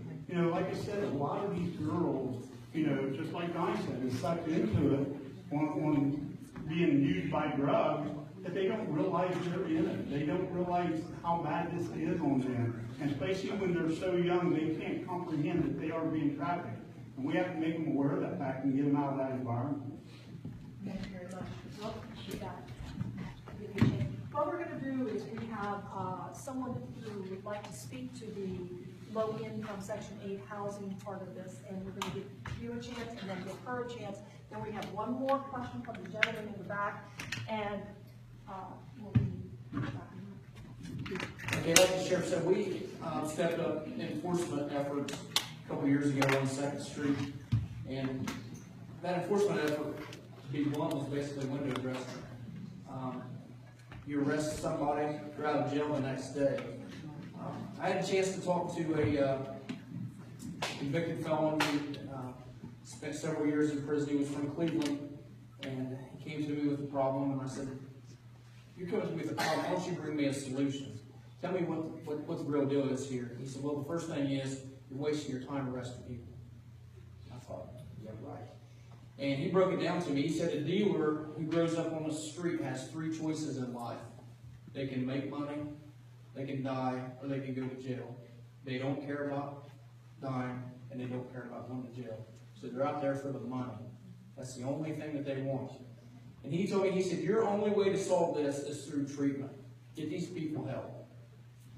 So prior to that, I sat down with the sheriff, our captains, his chief deputy, and said, what can we do to help these people? We have to do something. So we decided anytime there's a non-criminal contact where an officer comes into contact with somebody who's addicted or who needs help, offer them help. I don't care if we have to drive anywhere in the state of Ohio to get somebody in a treatment center. We'll do it. It's going to save us a whole lot of problems down the road.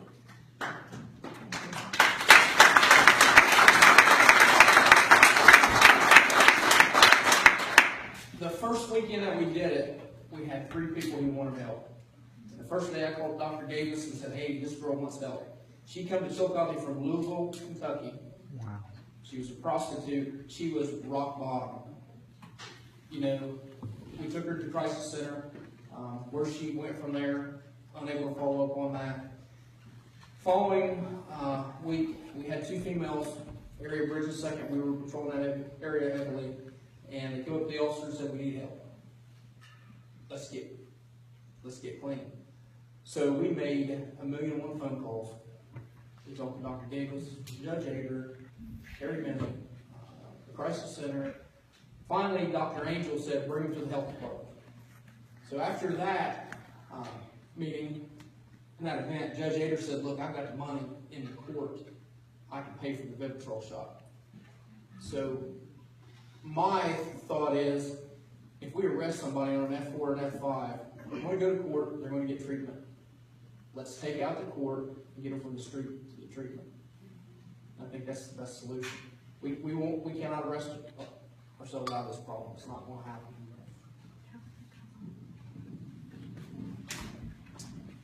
I'm going to hand the microphone to Tabitha Cobb in just a moment, who has a comment that she would like to make. First of all, I live in Chillicothe, and thank you very much, especially to our law enforcement. I live in one of the neighborhoods that is ravaged by this heroin addiction, and my children see it every day.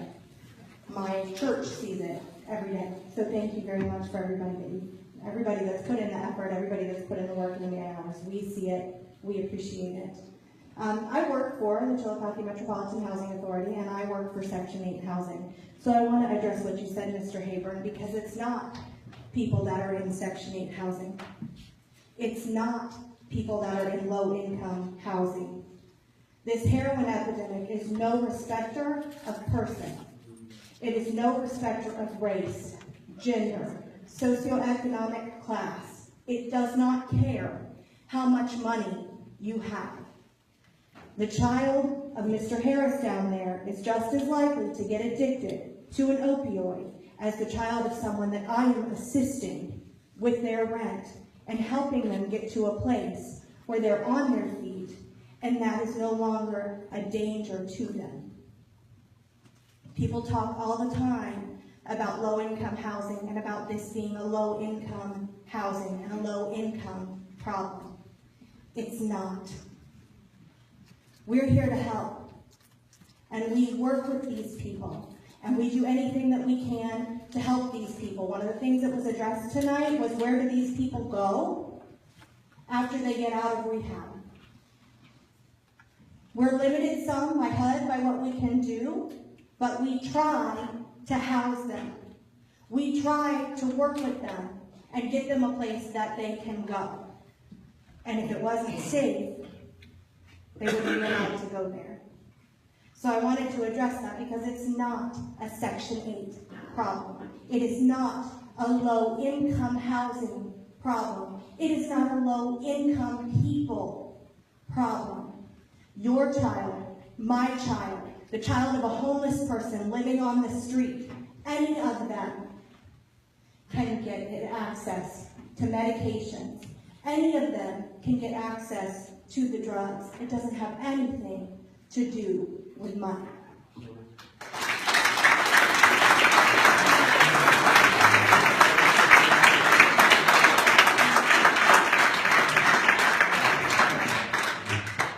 Thank you. Just one last thing that I'd like to say. First of all, who is struggling with opioid addiction, join their team. We made up these chips, if you will. I'd like to offer you a chip. It's just a little thing to pass this along. This is a mountain, is what's depicted on here, and mountain climbers. If you know someone that's struggling with this, give them the chip. Let them know that you're on their team. Inspire them. Okay? Thank you.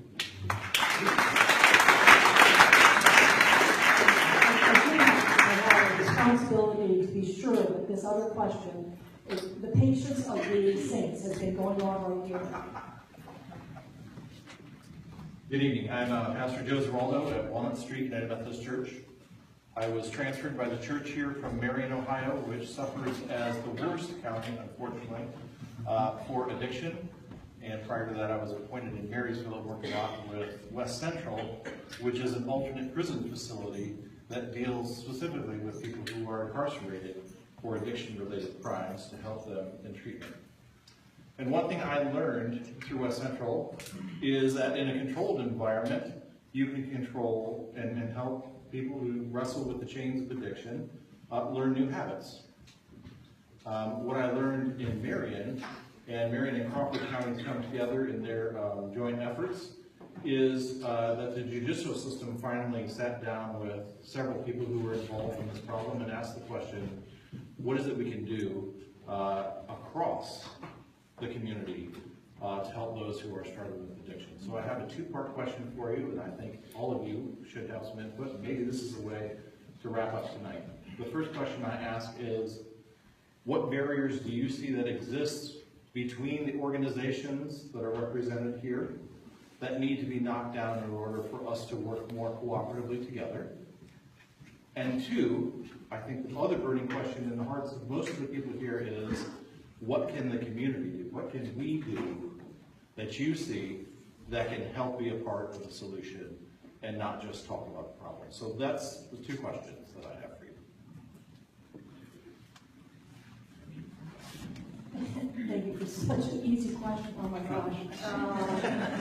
Okay, yeah, that really is the summation and the heart of everything that we're talking about on why it's on all streets. I think I'm going to go to someone who hasn't recently had the mic, okay? Oh, me? I'm gonna try to do this really quickly, because you can feel friction whenever the church or God is even mentioned. And that's not how this country was established. And even our motto, "In God we trust," is something that's so important. That we, the church, and the police, the sheriffs work together. In Indianapolis, we did that under Mayor Goldsmith, which we mirrored what was going on in Boston when they had 20, 30 teens killed in 1 year. And then there was a pastor who began to walk the street, and he invited all the pastors, you walk the streets in your church neighborhood on Friday and Saturday nights. And they took the teen murder rate to where it was almost non-existent. So they got involved. But what I've heard up here today, and I'm representing the church community, the business community, we have given some funds to share on, and I'm up here, and I believe God is putting a number in my head that would be considered significant to most. But when I hear that treating this problem with medicine and it gives 5% results, is what I think I heard in some instances. We need those 5% results gotten, but there has to be something more that's done. When I look at Cheryl, and I'm indirectly a part of the family, right? But I know Cheryl's family, and I know Cheryl's mother, and I know Cheryl's grandmother, and I know that whatever Cheryl went through, there were teachings that was put in Cheryl's heart at a young age, so there was always something that was drawing her, no matter how deep she got, to say, this isn't right. And I heard somebody down here say, one of the doctors speak of the logic. And my chemical engineering mind was thinking the same thing, that you can't logic this away. You can't deal with this just by getting in a person's head. Had a young man that lived with me, I should have said that because then I could finish what I was going to say. But I've been on Capitol Hill twice, testifying. Myself and Kimbe Matumbo. But I know an individual that the first time he killed somebody, he was 9 years old, okay? And he continued to kill people. And I just met with the individual who called me at 5 in the morning screaming, pulling out his hair, saying, I'm tired of killing people. And Indy has been infested with murderers. A lot of it is the Chicago Gary influence. I know a family that took 300 gangbangers in one move to a city and took the city over. That's the kind of folks I deal with on an everyday basis. And our success rate has been tremendous because you cannot just deal with a person's head. You got to be able to get to their heart to be able to change stuff. And you won't change it by logic. And I'll say amen.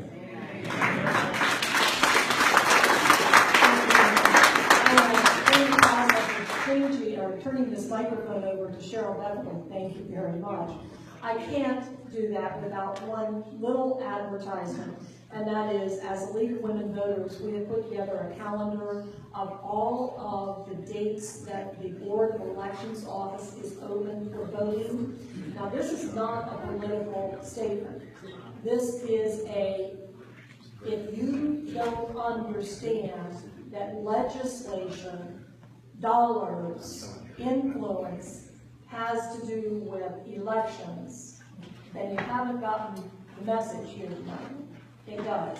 So the Board of Elections is open now for early voting, not this minute, but there is a calendar on the back table that tells you when that is, and I have really enjoyed doing this. You're wonderful. Now it's Cheryl's turn to wrap it up.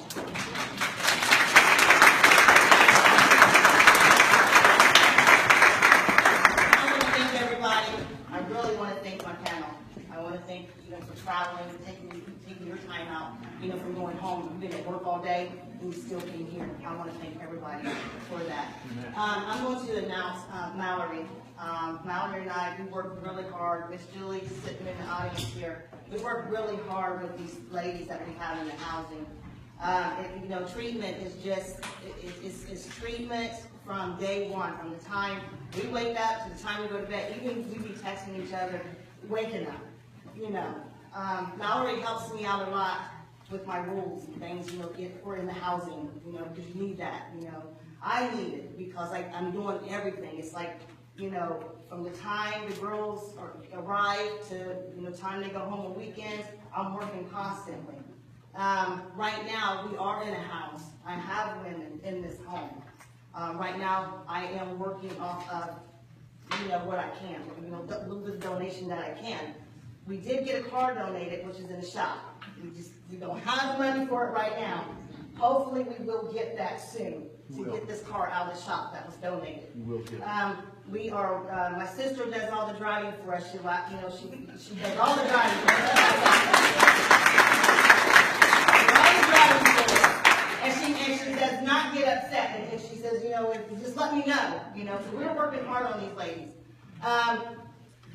They need treatment 24/7. I'm in this house 7 days a week, 24 hours with these women. I need volunteers today. So I can get out and about and do what I need to do. I got a young lady that wants to speak. I'm going louder because if I don't, I'm going to be in trouble. We cook in this home. We get food donated. The food is not being sold. We do donate it. The food that is being sold is the food that I buy out of my own pocket so we can raise money to do what I need to do to buy other things. That's right. As of now, the lawyer advised me to change the name due to I have some that think the name, where was I, is ghetto. Yeah, and these people's in high, jobs calling me ghetto. I'm a sub in a school. My paycheck goes toward taking care of women I'm not even related to. But I have 2 children that are in prison, one getting ready to go back because of the heroin epidemic. I got my own family. I can even visit my grandchildren but once a week on Sundays. Hopefully they'll bring them on Wednesdays at Bible study so I can visit with them. But my name is ghetto. Where was I? I was lost at one time. Growing up, as a child, I was lost because I didn't know what the thing was. I grew up in a dysfunctional home where my father was an alcoholic. Get to your question. Took me. I was at Ponderosa at the age of 5. Yeah. The reason why I became what I became was because I wanted to know what this addiction and why does it take and travel you. And I did, but not one time did I use any of the drug, but alcohol and cigarettes. But I was able, because I was prayed for. My grandmother, my brother-in-law, my sister, everybody was praying for me. And I was able to let it go. I ain't picked it up since 2000. Not no joke.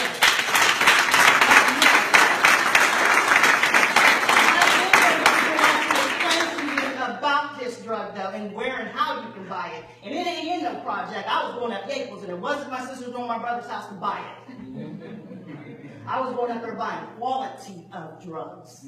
Quality. Coming down the hill. Passing my brother-in-law and saying, I hope he don't see me. I'm going to pray for me. I'm going to get busted. So it's not in the projects. And it's harming the ones that are out there and they become clean and need a place. Because the first thing that comes on people's mind is them over there in them projects. When these girls come clean from going through what they went through and they need a place, it's hard for them to get it.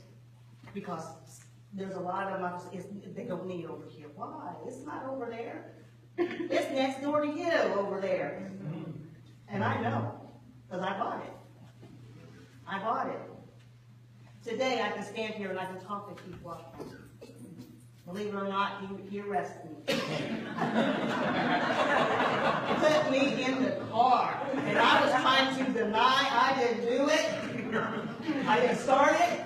It was about 90-degree weather. Put me in there, closed the door, window was up. I said, Lord, if I don't get out this car, I don't know what I'm going to do. But I got out. But today, Keith Washburn is my friend. That's right. He's my friend. Why? Because we teamed up. We came together. He saw a change in me. And there is a change in me. And I'm being denied right now of some grants because a lot of people don't like me. They don't like me, and I don't know why. And it's not anything that I'm going to go home and not sleep about. Because I tell you right now, you come in that bedroom, wait 5 minutes. It's not going to bother me, not one bit, but I struggled. I did a struggle. I was driving back and forth to Columbus during my times. Went up there one day to go buy something, and the man came right out the door to do that I was buying from. Man come across the street, shot the man, loaded him up, just killed him. Right there. So there's lots of things in you know, that where I have gone through and what I have done, and I'm still struggling. But the devil is a liar because in those that are allowing him to use him, that's your problem. That's your problem. It ain't mine. It's yours. Because I know what God's got for me. And I'm going to get it.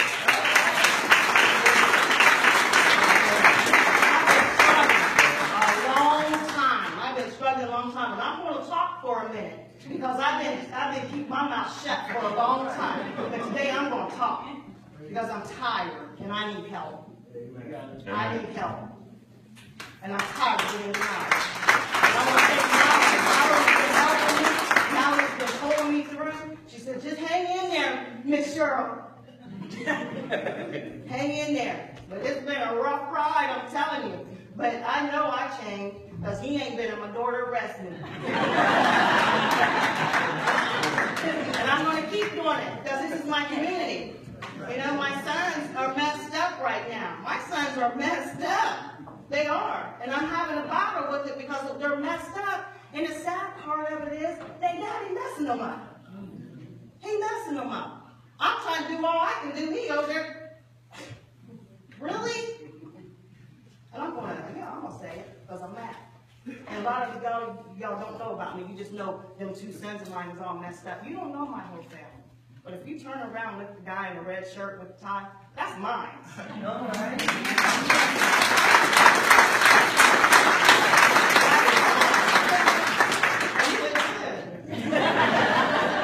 I'm going to let Sierra talk.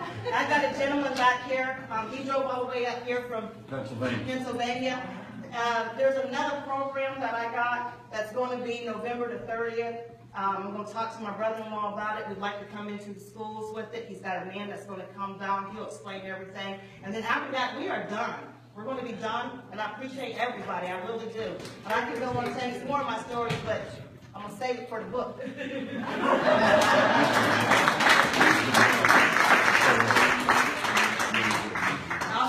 the public library for, you know, the PA system. Christie's Pizza for donating pizza. We got you some burger. And, yeah, we got you some burger. And I also want to thank, Bill Brown. I want to thank Amy Preston too. Amy Preston is the treatment facility for safe haven, and she allows her women to help me a lot.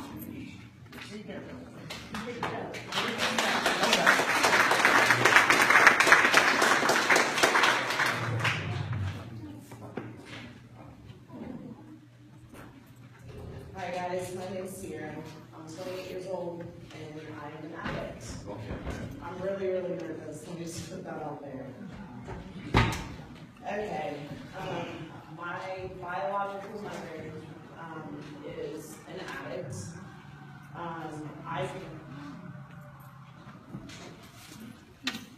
My biological mother is an addict. I grew up in the town of Washington Courthouse, Ohio, which is about 45 minutes from here. The home that I grew up in was very abusive. They adopted my biological mother. I thought that these people were my parents up until the age of 12 when she passed away. Then I got bounced from different homes within still in Washington Courthouse, Ohio. I graduated high school in 2006. My junior and senior year, I experimented with drugs. I smoked marijuana, I drank. Luckily, I graduated. I have 4 children, 4 boys. I have a 9-year-old, a 7-year-old, a 6-year-old, and a 7-month-old. I know a lot of question is why our children are not enough. I love my children dearly. If they were enough for me to stop, I would have done it a long time ago. I hear a lot of, I know, okay, I'm bouncing because I have a lot. There is not enough. I know when I wanted help to get into rehab, I called several places. There is so much of a waiting list that at that time I felt rejected. I felt that the help wasn't there. I found Safe Haven 2.5 months ago, 3 months ago, something like that. And they accepted me with open arms right then and there. I went to detox. After detox, I thought I had it. I didn't need any help. I got this on my own. I left. 2.5 months later, I was back at their door. Instead of rejecting me, they accepted me. I am working on a lot. Cheryl helps a lot at the house. I feel like I have a family today, something that I've never had before. These people love me. They don't turn their back on me. Cheryl is there no matter what, all day, like she says. In the middle of the night, you have a problem, she's there.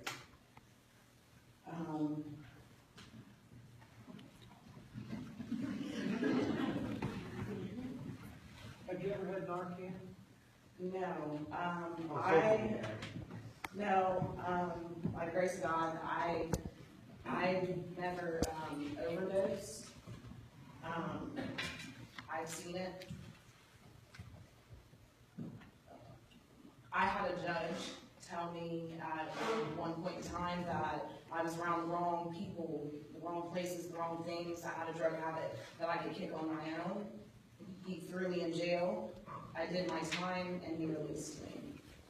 I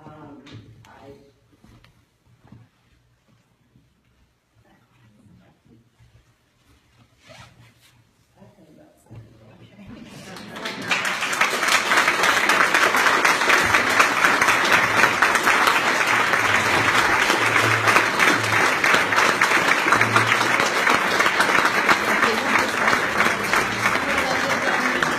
Before everybody goes, if you look under your chair, there's a gift for you.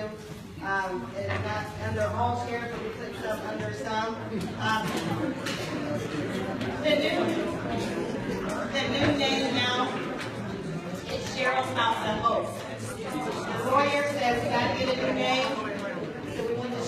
house such as operation.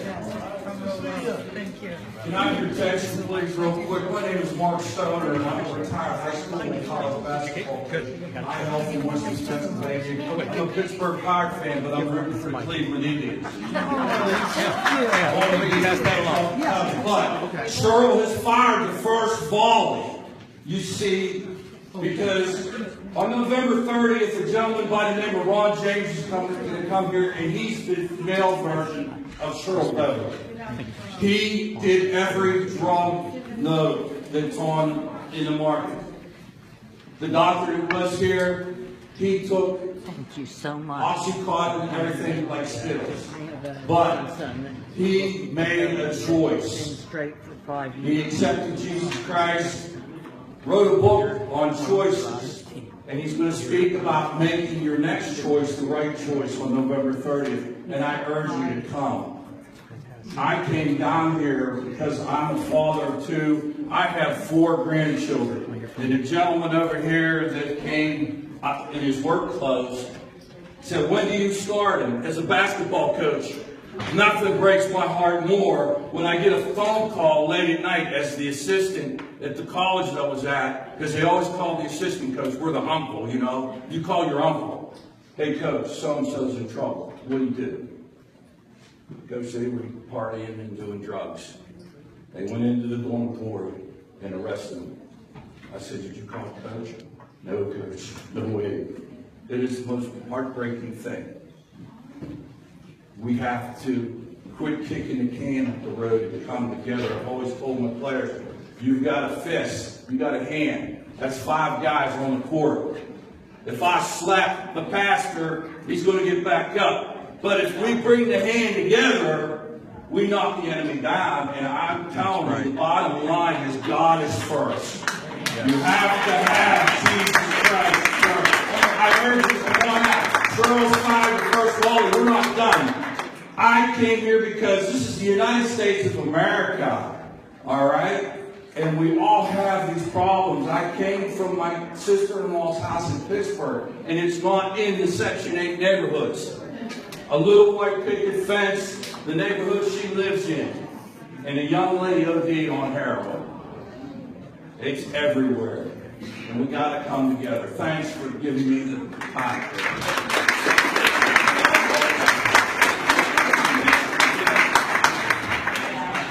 Sir, my heart.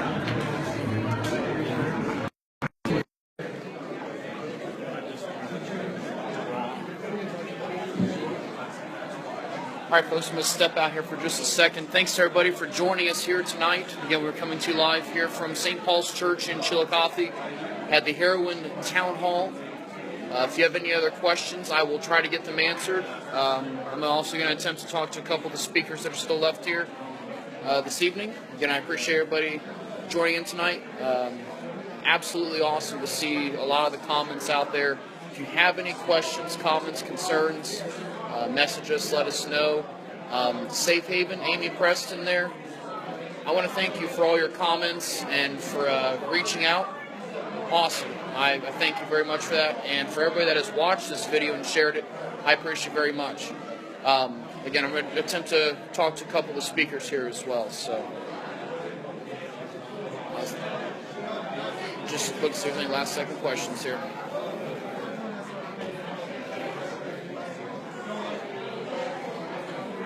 Beth says, thank you for recording. You're welcome. This is something we're going to start doing a little more often. Start covering news that matters to you. So, thank you everybody for watching. I am reporter Nicholas Snow with Belpark Media LLC and Ohio News Weather. Have a great rest of your night.